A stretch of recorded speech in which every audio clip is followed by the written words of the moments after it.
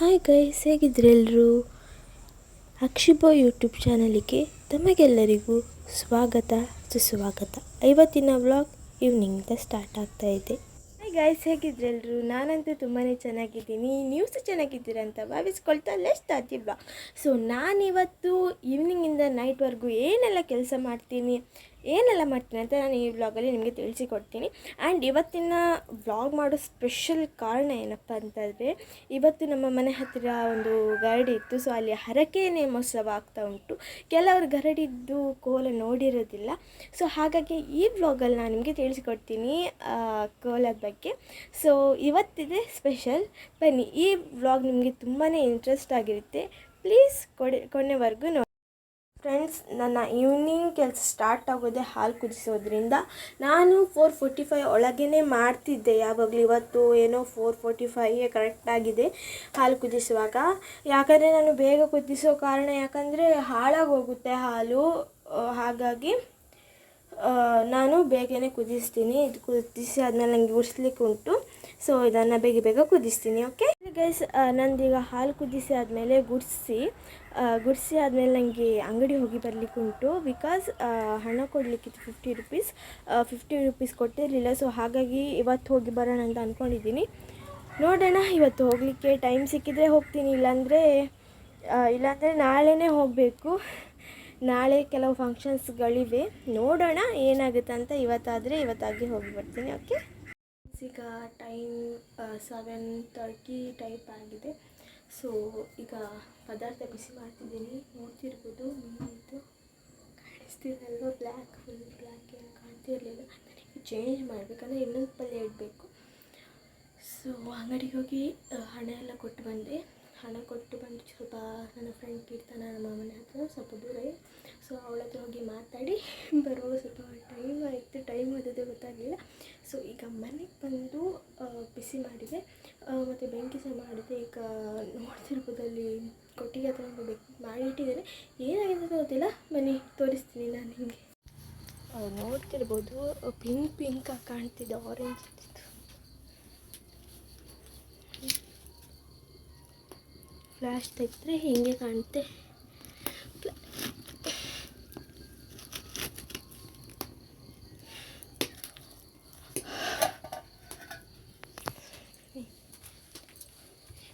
Night view ಮೇಲೆ full black ಕಾಣ್ತಿದೆ. ಇದನ್ನು ಚೇಂಜ್ ಮಾಡಬೇಕು. ನಂದು ಸ್ನಾನ ಎಲ್ಲ ಮುಗೀತು, ಇನ್ನು ರೆಡಿ ಆಗಬೇಕು. ಈಗ ಟೈಮ್ ಏನೂ ಆಗಲಿಲ್ಲಲ್ಲ, ಸೊ ಹಾಗಾಗಿ ನಾನು ರೆಡಿ ಆಗಲಿಕ್ಕೆ ಹೋಗಲಿಲ್ಲ. ವೈಭವ್ ಬರ್ತಾನೆ ಎಲ್ಲ ಗೊತ್ತಿಲ್ಲ. ಸೊ ನಾವು ಹೋಗ್ತಾಯಿದ್ದೀವಿ. ಸೊ ನಾಳೆ ಹಿರೇಡ್ಕದ್ದು ಸಿರಿ ಜಾತ್ರೆ ನೋಡಬೇಕು. ಹೋಗೋದಾ ಏನೋ ಅಂತ ಸೌಂಡ್ ಬರ್ತಾಯಿದೆ ಅಲ್ಲಿ. ಸೊ ನೋಡಬೇಕು, ನಾಳೆ ಹೋಗೋದಾ ಏನೋ ಅಂತ ಹಣ್ಕಾಯಿ ಮಾಡಿ ಬಂದರೆ. ಹಿರೇಡ್ಕದ ಜಾತ್ರೆ ನಾಳೆ ಏಪ್ರಿಲ್ 23 ಹಿರೇಡ್ಕದ್ದು ಸಿರಿ ಜಾತ್ರೆ. ಬನ್ನಿ ಎಲ್ಲರೂ. ಪ್ರಸಿದ್ಧವಾದ ವೀರಭದ್ರ ದೇವನ ಜಾತ್ರೆ ಇದು. ತಮಗೆಲ್ಲರಿಗೂ ಸ್ವಾಗತ. ಬರಲೇಬೇಕು, ಬಂದು ಎಂಜಾಯ್ ಮಾಡಿ ಜಾತ್ರೆನ. ಗೈಸ್, ಇಲ್ಲಿ ಬಿಸಿ ಹಾಕೋಕೆ ಇಟ್ಟಿದ್ದೇನಲ್ವಾ. ಸೊ ಇದು ತೊಂಡೆಕಾಯಿ ಪಲ್ಯ ನೋಡ್ತಿರ್ಬೋದು. ಹೀರೆಕಾಯಿ ಪಲ್ಯ, ಹೀರೆಕಾಯಿ ಪಲ್ಯ. ಸ್ವಲ್ಪ ಕನ್ಫ್ಯೂಷನ್ ಆಗ್ತಾಯಿದೆ. ಹೀರೆಕಾಯಿ ಪಲ್ಯ ಇದು. ಓಕೆ, ಕನ್ಫ್ಯೂಷನ್ ಮಾಡ್ಕೊಳ್ಬೇಡಿ ನೀವು. ಹೀರೆಕಾಯಿ ಪಲ್ಯ ಗೈಸ್. ಹಿರೇಡ್ಕದ ಜಾತ್ರೆ ಬಂದುಬಿಟ್ಟು ಏಪ್ರಿಲ್ 23 ಏಪ್ರಿಲ್ 26ವರೆಗೂ ತಪ್ಪದೆ ಎಲ್ಲರೂ ಬಂದು ಎಂಜಾಯ್ ಮಾಡಬೇಕಂತ ಕೇಳ್ಕೊಳ್ತಿದ್ದೀನಿ. ತುಂಬಾ ಭರ್ಜರಿಯಾಗಿ ನಡೀತು ಈ ವರ್ಷ. ಬಟ್ ಇವತ್ತು ಅಂದರೆ ಈ ವರ್ಷ ಗೊತ್ತಿಲ್ಲ, ಬಿಕಾಸ್ ಏಪ್ರಿಲ್ 26ಗೆ ದೊಡ್ಡ ರಥ ಇದೆ. ಸೊ ಆವಾಗನೇ ಎಲೆಕ್ಷನ್ ಟೈಮಲ್ಲ, ಏಪ್ರಿಲ್ 26ಕ್ಕೆ ಅಷ್ಟು ಗ್ರ್ಯಾಂಡಾಗಿ ಮಾಡಲಿಕ್ಕಿಲ್ಲ ಅಂತ ಹೇಳ್ತಾರೆ. ನೋಡಬೇಕು. ನಾನು ಅದನ್ನು ಸಹ ವ್ಲಾಗಲ್ಲಿ ನಾನು ನಿಮಗೆ ತಿಳಿಸ್ತೀನಿ. ಅಂದರೆ ನಾನು ಲಾಸ್ಟ್ ಡೇ ರಥ ಎಳೀಲಿಕ್ಕಂತ ಹೋಗ್ತೀನಿ. ಸೊ ಹೋಗ್ತೀನಿ ನಾನು ರಥ ಎಳೀಲಿಕ್ಕೆ. ವರ್ಷನ ರಥ ಎಳೀಲಿಕ್ಕೆ ಹೋಗ್ತೀನಿ ಮೇ 26ಗೆ. 23ಗೆ ಹೋಗಿ ಹಣ್ಣುಕಾಯಿ ಮಾಡಿ ಬರೋದಾ ಅಂತ ಏನೋ ಇದ್ದೇವೆ. ಪ್ಲ್ಯಾನ್ ಆಗಿಲ್ಲ ಇನ್ನೂ ಸಹ, ನೋಡಬೇಕು. ಹೋದಾಗ ವ್ಲಾಗ್ ಮಾಡ್ತೀನಿ. ಹಿರಡ್ಕಲ್ ಟೆಂಪಲಿಗೆ ನಾನು ಮಿನಿ ವ್ಲಾಗಲ್ಲೇ ಫಸ್ಟ್ ತೋರಿಸಿದ್ದೆ. ನಾನು ನವರಾತ್ರಿ ಟೈಮಲ್ಲಿ ಹೋದಾಗ ಮಿನಿ ವ್ಲಾಗಲ್ಲಿ ನಾನು ಹೇಳಿದ್ದೆ ನಿಮಗೆ. ಸೊ ನೀವು ನೋಡ್ತಿರ್ಬೋದು, ನಾನು ಸಹ ನಾಳೆ ತೋರಿಸ್ತೀನಿ. ರಥದ ದಿವಸ ಅಂತ ನಾನು ಪ್ರಾಮಿಸ್ ಹೋಗ್ತೀನಿ. ಸೊ ಆವಾಗಲೂ ಸಹ ವೀಡಿಯೋ ಮಾಡ್ತೀನಿ. ವೈಭವ್ ಬರ್ತಾನೆ 26ಗೆ, ಬಟ್ ನಮ್ಮದಿಬ್ಬರದ್ದು ಬೇರೆ ಬೇರೆ ಆಗಿರೋದ್ರಿಂದ ಫ್ಯಾಮಿಲಿ ಮನೆ ಬೇರೆ ಬೇರೆ ಆಗಿರೋದ್ರಿಂದ ಗೊತ್ತಿಲ್ಲ ಏನಂತ. ನಾವು ನನ್ನ ಅಪ್ಪನ ಜೊತೆ ಅಮ್ಮನ ಜೊತೆ ಬರ್ತಾರೆ, ನಾನು ಅಪ್ಪ ಅಮ್ಮನ ಜೊತೆ ಬರ್ತೀನಿ. ಓಕೆನಾ?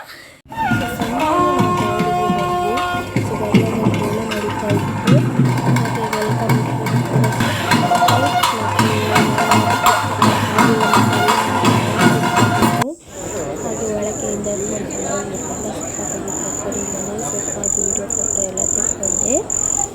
ನೋಡ್ತಿರ್ಬೋದು ನೀವೇ, ಪೂಜೆ ನಡೀತಾ ಇತ್ತು. ಹಾಗೆ ಅಲ್ಲಿಂದ ಕೋಟಿ ಚೆನ್ನಯ್ಯರ ಪಾದದ ದರ್ಶನ ಮಾಡೋಕ್ಕೆ ಹೋದ್ವಿ ನಾವು. ಕೋಟಿ ಚೆನ್ನಯ್ಯರು ಮಂಡಿ ಊರಿ ಮಂಡಿ ಊರಿರುವ ದೃಶ್ಯ ಸಹ ಕಾಣ್ಬೋದು ನೀವು. ಇಲ್ಲಿಗೆ ಬಂದರೆ, ನೀವು ಗೈಡಿಗೆ ಬಂದರೆ ಕಂಪ್ಲೀಟಾಗಿ ಡೀಟೇಲಾಗಿ ಕಾಣ್ಬೋದು. ಮಂಡಿ ಊರಿ ಪಾದವನ್ನು ಬಂಡೆ ಮೇಲೆ ಇಟ್ಟ ದೃಶ್ಯ ನಿಮಗೆ ಕಾಣ್ತಿರ್ಬೋದು. ಹಾಗೆ ಎಲ್ಲಿ ಪಾದ ಮತ್ತು ಮಂಡಿದ್ದು ಇದ್ದಿದಲ್ವ, ಅಲ್ಲಿ ನೀರು ಸಂಗ್ರಹ ಆಗಿರೋದು ಕೂಡ ನೀವು ನೋಡ್ತಿರ್ಬೋದು. ಅಲ್ಲಿ ಯಾವುದೇ ಲೈಟ್ ಸಿಸ್ಟಮ್ ಆಗಲಿ ಯಾವುದೇ ಇರಲಿಲ್ಲ. ಸೊ ಹಾಗಾಗಿ ನಾನೇ ಫ್ಲ್ಯಾಶ್ ಲೈಟ್ ಆನ್ ಮಾಡಬೇಕಾಗಿ ಬಂತು. ನೀವು ಬಂದರೆ ಡೀಟೇಲಾಗಿ ಎಲ್ಲ ಸಹ ನೋಡ್ಬೋದು. ನೀರು ಸಹ ನಿಂತಿದೆ ಫುಲ್ಲು. ಕೆಲವು ಕರೆಕ್ಟ್ ಕಾಣಿತ್ತು, ಕೆಲವು ಕಾಣಲಿಲ್ಲ. ನೋಡ್ತಿರ್ಬೋದು ನೀರು. ಆ್ಯಂಡ್ ಅಲ್ಲಿ ಸ್ವಲ್ಪ ದೀಪ ಸಹ ಮಾಡಿಟ್ಟಿದ್ರು.